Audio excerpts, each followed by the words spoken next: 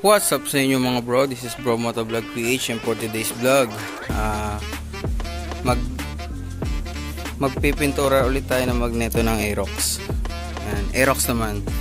Kung yung nakaraan kong vlog PCX, ito Aerox. Itong Aerox na to sa kuya ko to. Yan. Bali babaklasin natin yung magneto.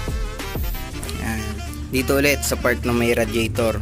So ito kasing kanya, tinanggal niya na yung cover, pinalitan niya ng ganito. Yan.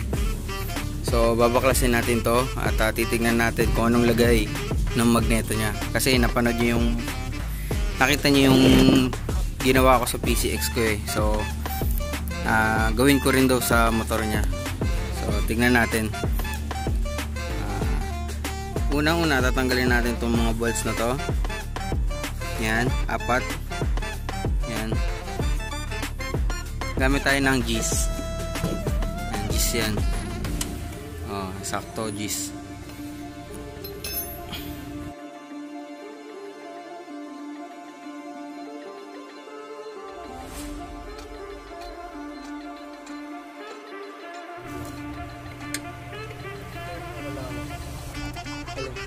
Yung bago eh. Yan. Ayan, pagtanggal ng 4 na tornilyo, ayan, nakikita niyo na to. So tatanggalin pa natin tong cover na to. Ito, mga 8 mm.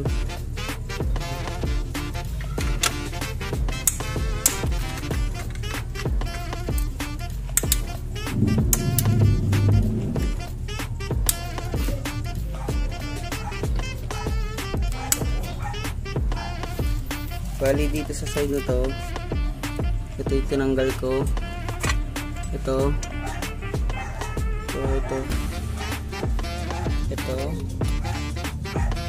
yung hindi rito. Sa puntong to, tinatanggal ko na yung metal housing ng radiator or nung fan. Ayan. Medyo pangit na yung angulo ng camera, pero ayan na siya. At dito gumamit ako ng 10mm na socket para tanggalin yung fan.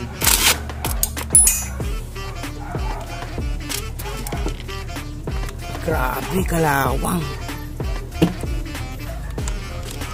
Katulad na sa PCX natin, ang nut ng magneto nito is 17 na socket.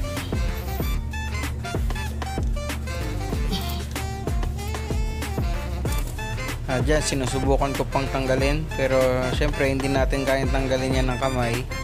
So gagamit tayo ng puller, magneto puller, nabibili sa Shopee sa murang halaga.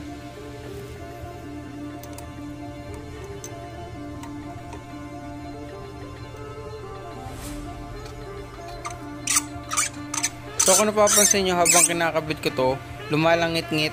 So ibig sabihin marami na siyang kalawang. Maski na yung thread nung magneto may kalawang na, kaya lumalangit-ngit. Nung una akala ko hindi matatanggal kasi nauugot yung socket. So thankfully natanggal natin siya kahit marami na siyang kalawang.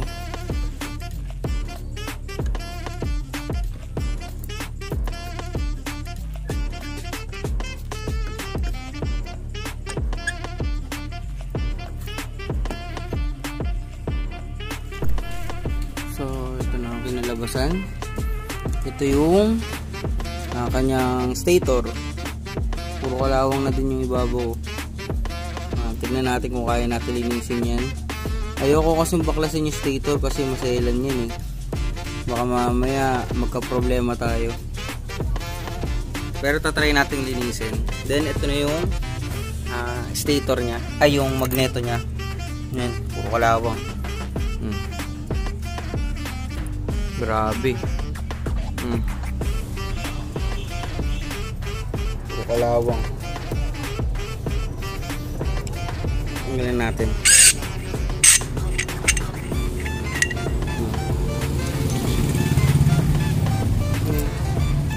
Dito pa yung yung washer.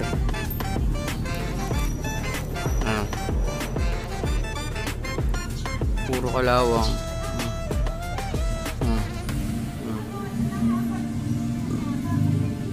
Dito sa likod sakto lang, meron din. Ito pinaka-importante niyan,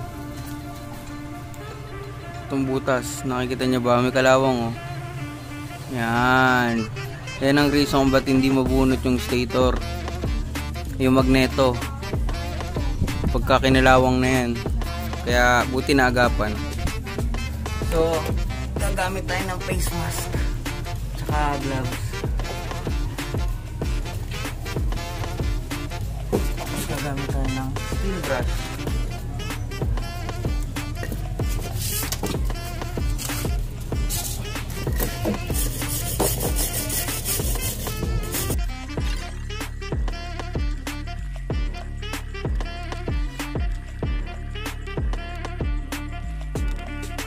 Ayan guys, pagkatapos nung lihahin, tapos banlawan, ayan, ibilad nyo sa araw.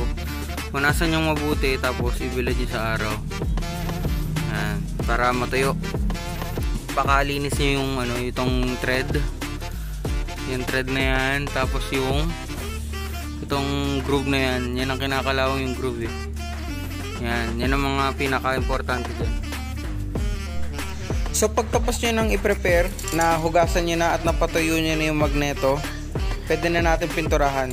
Ang gamit ko rito, high temp spray ng Bosni, no? 1200 Fahrenheit. So pang high temp talaga siya, pwede siya sa sobrang init. Yan. So first coating, pitik-pitik lang, 2 coat lang para maiwasan natin yung tulo na tinatawag sa pagpipintura. Kasi mahirap ayusin yung may tulo sa pintura, pangit pang tignan.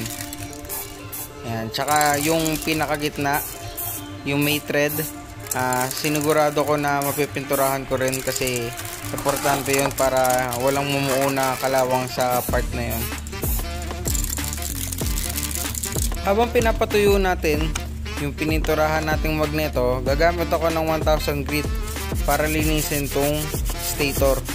So sa part na to hindi ko na binaklas yung stator kasi maselan nga talaga tong part na to. Iwasan yung sprayan to ng CVT cleaner or kahit na anong spray na chemical kasi baka masira yung windings at magka-problema kayo lalo. So nakikita nyo, binabrush ko lang siya para matanggal yung mga kalawang after kong lihahin. Then balik na tayo sa magneto. After matuyo nung pintura natin, nag-apply ako ng 2 coats dyan. Nilagay ko yung tornilyo ng fan para mabaliktad ko yung magneto, no? Para hindi sumayad yung pininturahan nating part doon sa pagpapatungan. Yan, so diskarte lang para hindi masira yung gawa natin. Then kasi kaya ako binaliktad, bala kong pinturahan tong part na to. Ayan, kung makikita nyo kasi kinakalawang yan. Isa yan sa dahilan kung bakit hindi nyo rin mabunot yung magneto nyo. Sa part na to, nilalagyan ko na ng masking tape yung gilid nung magneto natin kasi tingin ko hindi na kailangan pinturahan tong side na to kasi baka mawala yung bisa nung magnet. Tsaka hindi naman kinakalawang yung part na yun. So nag-apply na ako ng pintura. Pinapakabugahan ko dun sa may part ng may butas tsaka yung sa palibot niya para hindi siya kalawangin. So after 30 minutes kapag tuyo na siya, pwede na natin tanggalin yung masking tape at pwede na natin siyang hawakan.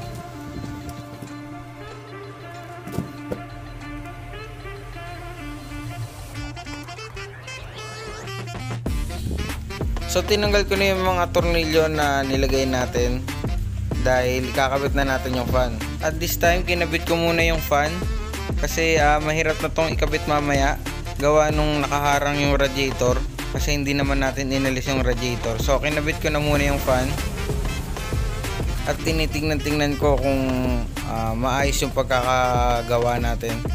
So as usual, katulad sa PCX natin, lalagyan natin siya ng high temp na grease o grasa high temp din para hindi agad malusaw yung grasa. So ina-apply ko siya dito sa spline at saka dito rin sa magneto. Importante dito yung groove dun sa loob ng magneto kasi kinakalawang yung part na yun, tsaka dito na rin sa labas. Ayan. Kasi namumuo po ang kalawang dyan. Yun ang nagiging reason kung bakit nai-stack up yung magneto natin kapag ka napabayaan. So ito, kinabit ko na.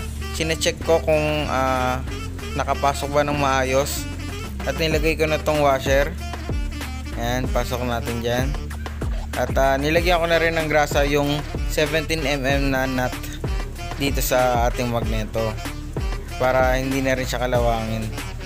Ayan. Pitik-pitik lang ng ating impact wrench. Siguraduhin nasa tama ang higpit para hindi kumalas katagalan. So ini-start ko para matest natin. So wala naman ako narinig na any lagitik, sumasabit o kung ano man. So pwede na natin ikabit tong pinaka metal frame nya, no? Itong metal frame na to yung magsisilbing parang shroud dun sa fan tsaka sa radiator. So ibalik lang natin lahat ng mga tornilyo tinanggal natin kanina. Gumamit ako ng 8mm para dun sa frame, sa metal frame na tinanggal natin kanina. Ayan, siguraduhin yung nasa tama higpit lahat. Masamang sumobra, masamang magkulang sa higpit. So dapat tama lang. So dapat siguraduhin nyo na maibabalik nyo ng maayos. At syempre dapat walang matitirang tornilyo para hindi kayo magka-problema.